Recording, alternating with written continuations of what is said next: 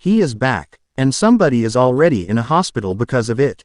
Bron Breakker has returned to Smackdown, and within the same broadcast, before the live audience had even fully processed the seismic significance of seeing that explosive, terrifying, genetically gifted physical force back on WWE television after everything he endured throughout the 2026 Mystery Attacker campaign, Jey Uso was being loaded onto a stretcher backstage, heading to a medical facility, the victim of an assault so sudden and so comprehensive that the production team scrambled to manage the optics of what their cameras had captured in real time. Let that sink in completely.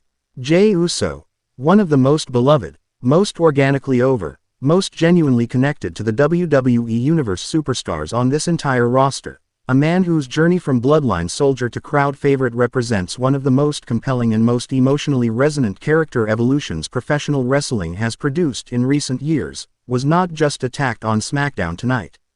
He was hospitalized by Bron Breakker backstage on the night of Braun's own return from the injuries that the Mystery Attacker inflicted on him during the 2026 campaign of violence that left him broken, humiliated, and burning with a fury that apparently spent every single day of his recovery period accumulating compound interest at a rate that Jey Uso just paid the full devastating price for, despite not being the person responsible for putting Braun in that position in the first place. Or was he? Because that question, that specific, loaded, potentially explosive question of what connection exists between Jey Uso and everything Bron Breakker suffered in 2026, is the thread that this entire SmackDown situation pulls on, and Ring Rumble 1 is going to unravel every single layer of it right now, because this is the most significant return and the most shocking attack this company has delivered in 2026, and you need the complete breakdown immediately.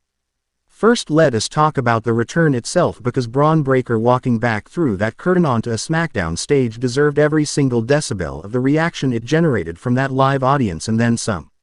This was not a standard return pop from a crowd happy to see a familiar face back on their television screens after an absence. This was something viscerally different, the specific, electrifying, almost primal reaction that a live wrestling crowd produces when they recognize that the person appearing in front of them has been transformed by whatever they went through during their time away. Bron Breakker left SmackDown as an extraordinary physical talent operating at an exceptional level, fast, powerful, athletically gifted in ways that made him one of the most exciting superstars on the entire roster to watch in any competitive context. He returned as something categorically beyond that, something that the crowd could feel before he even completed his entrance. Something that radiated from the set of his shoulders, the quality of his movement, the specific intensity in his eyes that communicates to anyone paying attention that this person has spent every moment of their recovery not just healing but building, adding layers of purpose and fury and focused aggression to physical gifts that were already extraordinary before the Mystery Attacker gave him months of enforced introspection and motivation that money cannot buy and creative writing cannot manufacture. Adversity either breaks you or transforms you. The Bron Breakker who returned to SmackDown tonight was transformed in every sense of the word. And the WWE Universe felt it instantly. That reaction was not manufactured. That reaction was a crowd responding to the genuine, unmistakable energy of a superstar who has arrived at a new and more dangerous version of themselves through the specific crucible of public humiliation and physical devastation and the long slow burn of recovery spent planning exactly what happens when you finally get back to the arena. And what happened when Bron Breakker got back to that arena was Jey Uso getting hospitalized backstage before the night was over. Now let us be precise about the sequence of events, because the timeline matters enormously when it comes to understanding what Bron was thinking, what his targets and motivations actually are, and whether the attack on Jey Uso represents a considered strategic decision or the first uncontrolled expression of a fury that has been building since the Royal Rumble when the Mystery Attacker first struck and Braun's trajectory was violently redirected. Because the distinction between those two possibilities, calculated targeting versus explosive uncontrolled rage, tells us everything about what version of Bron Breakker we are dealing with on the other side of this return, and therefore everything about how dangerous he actually is going forward. The attack happened backstage, not in the ring during a match or a confrontation that developed naturally from the narrative flow of the SmackDown broadcast. Backstage, in the corridors that Bron Breakker knows better than almost anyone at this point given how much time he spent as a victim of backstage attacks throughout 2026. There is a particular irony in that location, The spaces where Braun was made vulnerable during his worst period becoming the spaces where he now delivers vulnerability to someone else with the same sudden, overwhelming force that characterized the attacks against him. Whether that irony was consciously chosen or simply emerged from circumstances is itself a revealing question that the answer to would tell us an enormous amount about Braun's current psychological state and operational approach. Jey Uso was alone. Another parallel to Braun's own victimization during the Mystery Attacker campaign. The targets were always isolated, always caught without the protection that numbers and witnesses in locker room proximity provide. Braun Breaker attacking Jey Uso in isolation, in a backstage corridor, with sudden overwhelming force and without warning, Bron Breakker used the exact methodology that was used against him. And whether that is conscious or unconscious, it is deeply revealing about what the Mystery Attacker campaign did to Bron Breakker's psychology and what framework he has built for understanding how violence in this specific environment is properly and effectively deployed. But why Jey Uso? This is the question that every single person in that arena and watching at home was asking the moment the scope of what Braun had done to Jey became clear. And it is the question that demands serious analysis rather than simple shock reaction, because the answer to why Jey Uso was targeted on Bron Breakker's return night unlocks the entire direction of this developing story. Jey Uso is not a random target.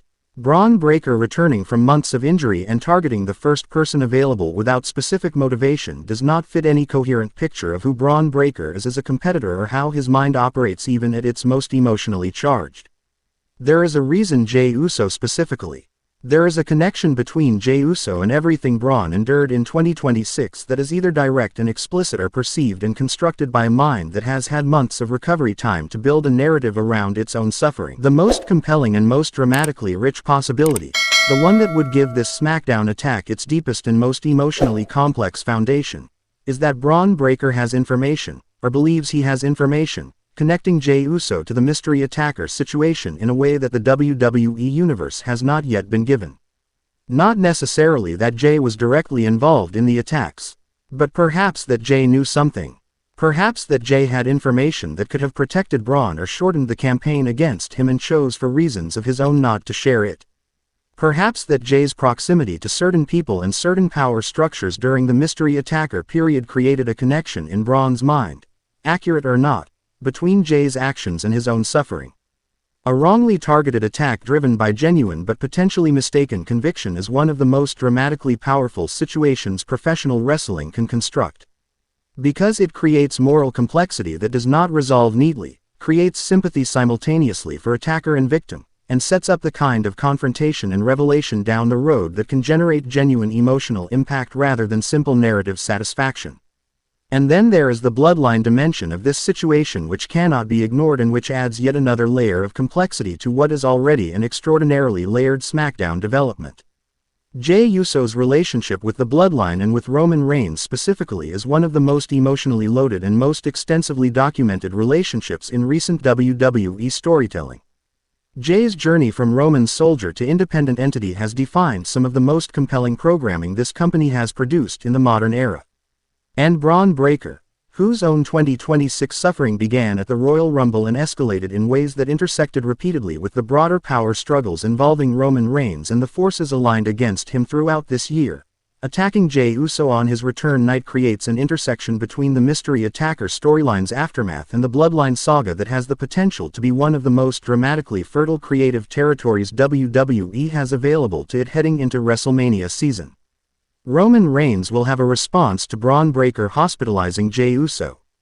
Whatever the current state of Roman's relationship with Jey, however complicated and however much unresolved history sits between them, the tribal chief's response to a member of his family being attacked by Bron Breakker on SmackDown will tell us something important about where Roman's head is post-February 21st, post-Heyman betrayal, post the extraordinary 2026 that has tested and damaged the tribal chief in ways that nobody anticipated going into this year.